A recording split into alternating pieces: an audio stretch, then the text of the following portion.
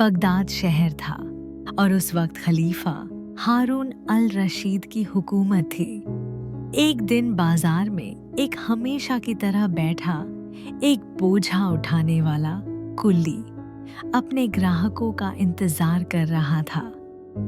तभी एक लंबी घूंघट ओढ़े हुए नौजवान हसीना उसके पास आई और बोली, अपना टोकरी उठाओ और मेरे साथ चलो। कुल्ली तो उसकी आवाज और चाल ढाल से ही फिदा हो गया। तुरंत टोकरी उठाई और उसके पीछे हो लिया। अंदर ही अंदर बोला, क्या दिन है, क्या नसीब खुला है आज।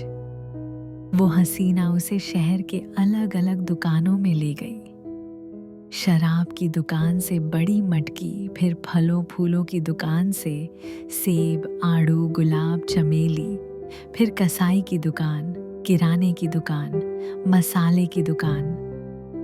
हर जगह से इतना सामान खरीदा कि कुल्ली की कमर ही टूटने लगी।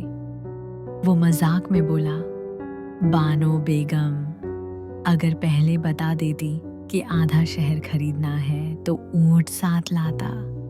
वो बस मुस्कुरा दी और बोली, अभी तो और बाकी है। आखिरकार वो एक शानदार महल के बाहर रुकी। दरवाजा खटखटाया। अंदर से एक दूसरी हसीना निकली और वो पहले वाली से भी ज्यादा खूबसूरत थी। उसने कहा, आओ बहन, ये बेचारा तो अब गिरने ही वाला है। कुल्ली अंदर गया तो हैरान रह गया।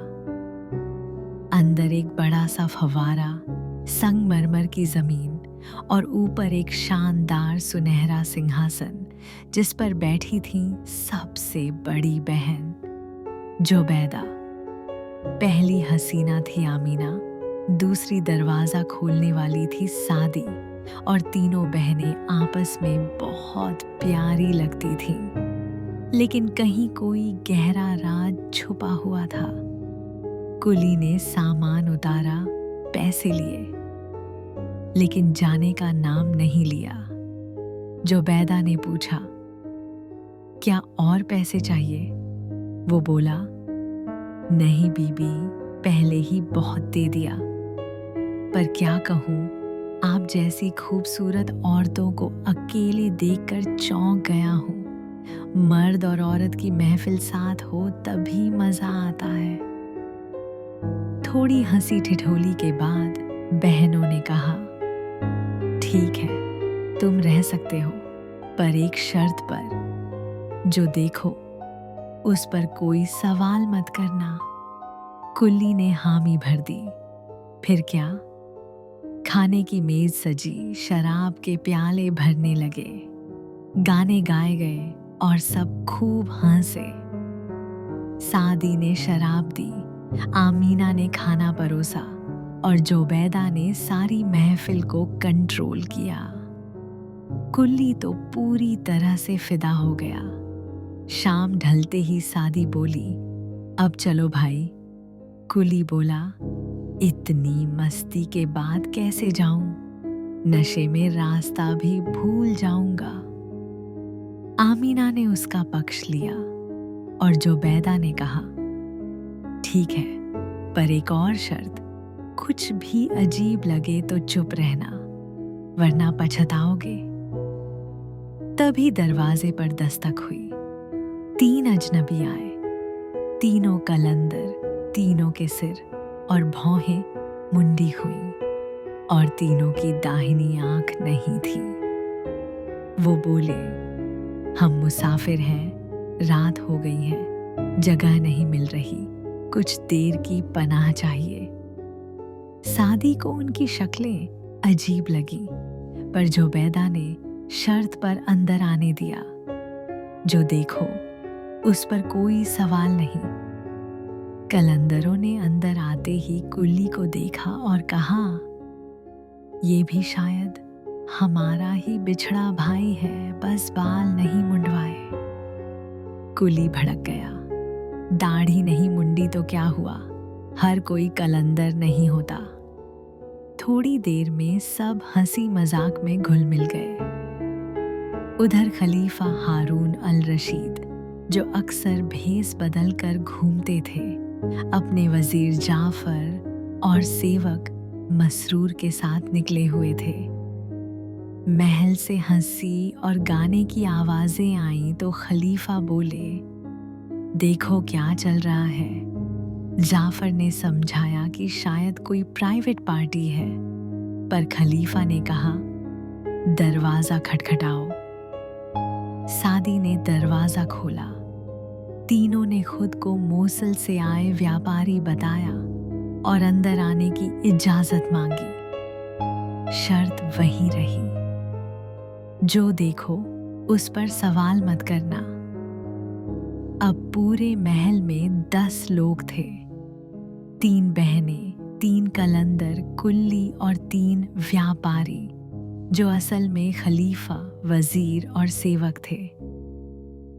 रात का रहस्य, काले कुत्ते और जख्मी बहन, खाना पीना, म्यूजिक, गाने सब चालू था।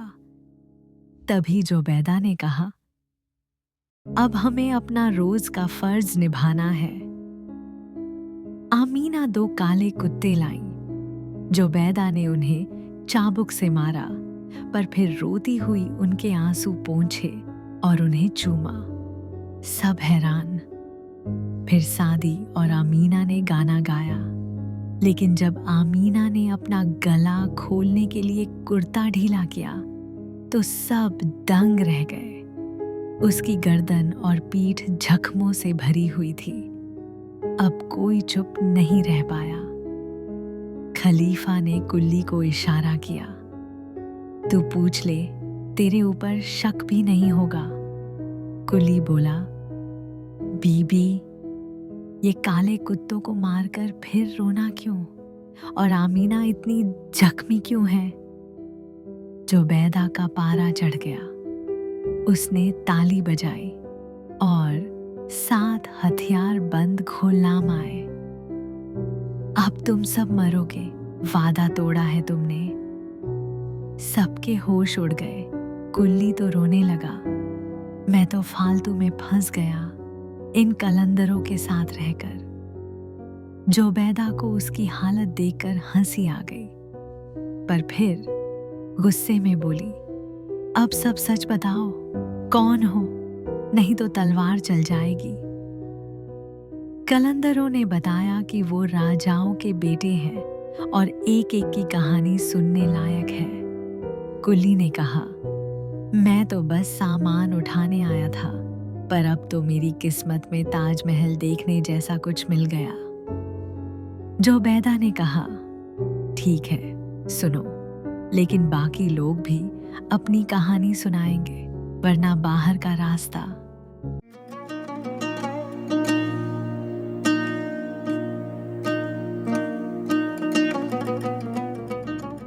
मालकिन, उस कलंदर ने जुबैदा से कहा, अगर आपको ये जानना है कि मैंने अपनी दाहिनी आंख कैसे खोई और कलंदर का वेश क्यों अपनाया, तो आपको मेरी कहानी की शुरुआत सुननी होगी। मैं एक राजा का बेटा था। मेरे पिता के छोटे भाई भी पास के राज्य में राजा थे। उनके भी 2 बच्चे थे, एक बेटा और एक बेटी, और दोनों की उम्र मुझसे मिलती जुलती थी। हर साल जब मुझे थोड़ी आज़ादी मिलती, मैं अपने चाचा के दरबार में 2 महीने के लिए जाया करता था। वहीं मेरे चचेरे भाई से मेरी गहरी दोस्ती हो गई। वो मुझसे बहुत मोहब्बत करता था। एक बार जब मैं आखिरी बार उससे मिलने गया, तो उसने मेरी बहुत खातिरदारी की और मेरे सम्मान में एक बड़ी दावत रखी। खाने के बाद वो बोला, भाईजान, आपको पता नहीं मैं पिछले साल से क्या कर रहा था।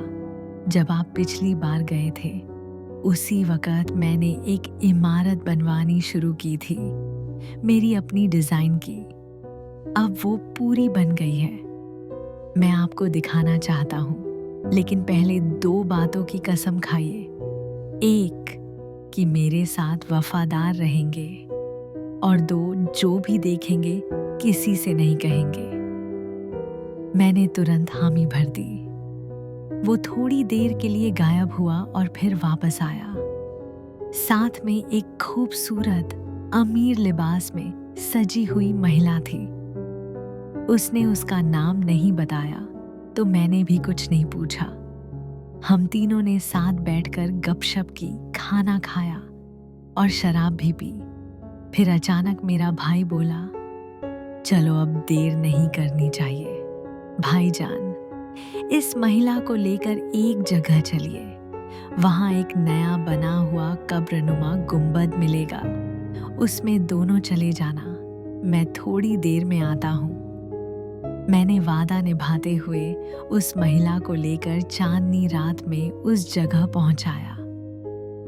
हम जैसे ही पहुंचे वो खुद भी आ गया, हाथ में एक बर्तन, एक फावड़ा और चूने की थैली लेकर। उसने उस नकली कब्र को तोड़ना शुरू किया। नीचे से एक छुपा हुआ दरवाजा निकला और उस दरवाजे के नीचे घुमावदार सीढ़ियां थीं। उसने उस महिला से कहा, मालकिन, ये वही रास्ता है जो मैंने आपको बताया था। वो महिला चुपचाप सीढ़ियां उतर गई और मेरा भाई भी उसके पीछे चल दिया। जाते जाते उसने मुझे देखा और कहा, भाई तुम्हारा शुक्रिया, अब तुम वापस चले जाओ। मैं हैरान रह गया। क्या मतलब? मैं समझा नहीं। वो बस मुस्कुराया और कहा, वापस जाओ। मैं महल वापस चला आया, सो गया। सुबह उठकर सोचा कि शायद सपना देखा होगा, लेकिन जब पता चला कि मेरा भाई रात को महल लौटा ही नहीं, मैं डर गया। मैं 4 दिन तक उस गुंबद को ढूंढता रहा, लेकिन सब कब्रें एक जैसी थीं। मैं नाकाम रहा। उस वक़्त मेरे चाचा शिकार पर गए हुए थे और कोई नहीं जानता था कि वो कब लौटेंगे। इसलिए मैंने लौटने का फैसला किया। जब मैं अपने राज्य पहुंचा तो देखा कि महल के बाहर सिपाही खड़े थे। उन्होंने मुझे घेर लिया। मैंने पूछा, क्या हुआ?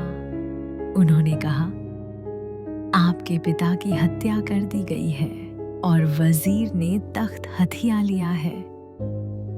और सबसे बुरी बात, उसी वजीर ने मेरी दाहिनी आंख बचपन में तीर चलाने की खेल में मैंने गलती से निकाल दी थी। वो मुझे तब से नफरत करता था। अब जब मैं उसकी गिरफ्त में था, उसने बदला लिया। खुद मेरे पास आया और मेरी आंख फोड़ दी। इतना ही नहीं, उसने मुझे एक लकड़ी के बक्से में बंद किया और जल्लाद को आदेश दिया, इसको रेगिस्तान में ले जाओ, सिर काट दो और लाश को परिंदों के लिए छोड़ देना। पर जल्लाद का दिल पसीज गया। मेरी गुहार सुनकर उसने कहा, भाग जाओ और दोबारा इस देश में कभी मत आना, वरना हम भी मारे जाएंगे। मैंने उसे शुक्रिया कहा और बच निकला। धीरे धीरे चलते हुए, छुपते छुपाते मैं अपने चाचा के राज्य पहुंचा। वहां पहुंचकर पता चला कि मेरा चचेरा भाई अभी भी गायब है। हमने साथ रोया। दोनों का दुख एक जैसा था। अब मैंने ठान लिया कि चुप नहीं रहूंगा और अपने चाचा को पूरी बात बता दी। वो बोले, मुझे पता था कि वो एक कब्र बनवा रहा था। चलो हम दोनों अकेले उस जगह चलते हैं। हम दोनों एक गार्डन के पीछे से कब्रिस्तान में गए और आखिर वो गुंबद ढूंढ ही लिया। दरवाजा खोलना मुश्किल था, लेकिन हमने खोला। नीचे उतरकर जो देखा, एक कमरा था धुएं से भरा हुआ। आगे जाकर देखा, एक मंच पर 2 जले हुए अधजले शव थे, मेरा भाई और वही महिला। मेरे चाचा को गुस्सा आया। मैं जानता था वो इस औरत से पागलों की तरह मोहब्बत करता था और उसे रोकने की बहुत कोशिश की, लेकिन उसने मेरी बात नहीं मानी। फिर वो भी रो पड़े। हम वापस महल लौटे, पर किस्मत को कुछ और मंजूर था। कुछ ही घंटों बाद नगाड़े बजे, धूल उठी और एक फौज आ गई। उसका सेनापति था वही वजीर जिसने मेरे पिता को मारा था। इस बार वो मेरे चाचा के राज्य पर हमला करने आया था। राजधानी तैयार नहीं थी, दरवाजे खोल दिए गए, मेरे चाचा मारे गए और मैं किसी तरह एक गुप्त रास्ते से भाग गया। अब मेरे पास और कोई चारा नहीं था। मैंने अपनी दाढ़ी और भौहें मुंडवा दी और एक कलंदर का भेष बना लिया। इस तरह मैं शहर शहर भटकता रहा। आखिरकार मैं बगदाद पहुंचा, खलीफा हारून अल रशीद के शहर में। जैसे ही मैं शहर में दाखिल हुआ, एक और कलंदर मिला, फिर तीसरा भी। हम तीनों ने फैसला किया कि साथ रहेंगे और जो भी किस्मत में होगा बांट लेंगे। शाम हो चुकी थी और हमारे पास ठहरने की कोई जगह नहीं थी। फिर किस्मत हमें आपके दरवाजे तक ले आई और आपने पनाह दी। मालकिन, यही मेरी दास्तान है। जुबैदा ने कहा, मैं संतुष्ट हूं, तुम जा सकते हो। लेकिन कलंदर बोला, अगर इजाजत हो तो मैं यहीं रुककर बाकी लोगों की कहानियां भी सुनना चाहूंगा। जुबैदा मुस्कुराई और उसे रुकने दिया।